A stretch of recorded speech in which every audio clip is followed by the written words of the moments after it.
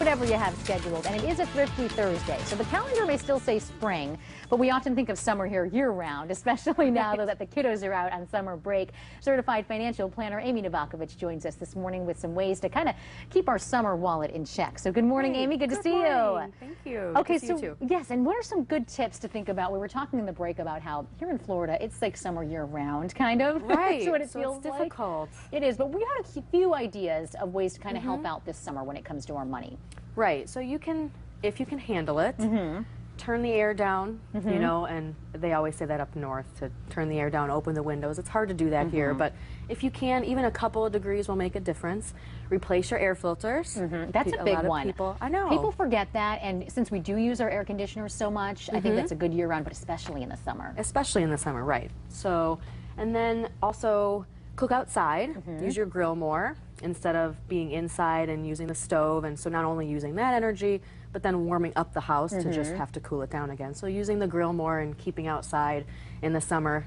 Turn the fans on. Yeah, yes, those fans. But it is hard in Florida, yeah. It is hard, especially with that humidity and whatnot, too, but we can at least try to tolerate a little. Every digit helps, right? So now we were talking about some summer vacation rentals and things like that. Maybe some people are planning vacations, or when we talk about vacation rentals here, tell us a little bit about what you've been finding out. Well, actually, in the New York Times, they just published a study where the sales of second homes have actually increased by 7.9% versus just 7% of primary homes.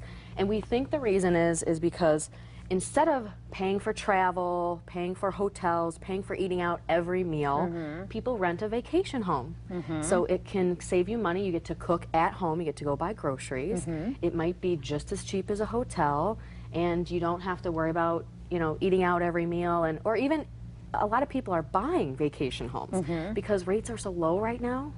So if you finance it, let's say and I'm just throwing out rates, everybody's rate is different, but let's say you finance it and get a rate between 4 and 5%, and you take the cash and invest the cash if you can find something or find someone that can invest it for you and earn 6 to 7%, you're actually making money by having that mortgage. Yeah. So people, instead of, you know, focusing on planning a vacation every year, buy a vacation home, rent it out during season, and then use it as their vacation, you know, vacation time for a couple weeks out of the year. That's a good idea. And I know we have some family coming in just during Christmas time, and they had a hard time finding a place because everything's getting rented out and everything's getting taken up, especially around our area. People are using that more and more. Yep, and which is a good sign, I guess, for our market, right? Our housing market, but at the same time, we don't want another bubble or burst to happen, well, right? It's interesting you mentioned the market. The summer's not great for the market. Yeah.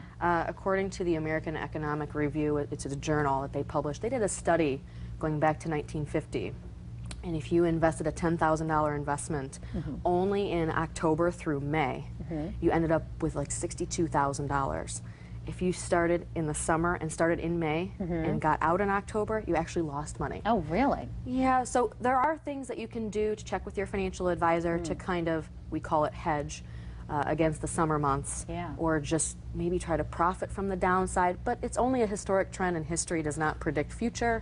So just make sure you have an active manager that kind of keeps on top of that stuff. Yeah. All right, some good tips. And if you want to talk to Amy yourself, we've got her contact information on our website at fox4now.com. We know you're expecting, hopefully you'll be able to make it next month for us. So, I hope so. We'll get you in as soon as possible. I can't wait to meet the little one. So, Amy, thank you so much for joining us this morning. Some good tips. Thanks for having me. All right, we're talking about summer because it may feel like a summer at certain times of the day, but for the real expert on that, let's send it over to Michelle for a look at the temperatures.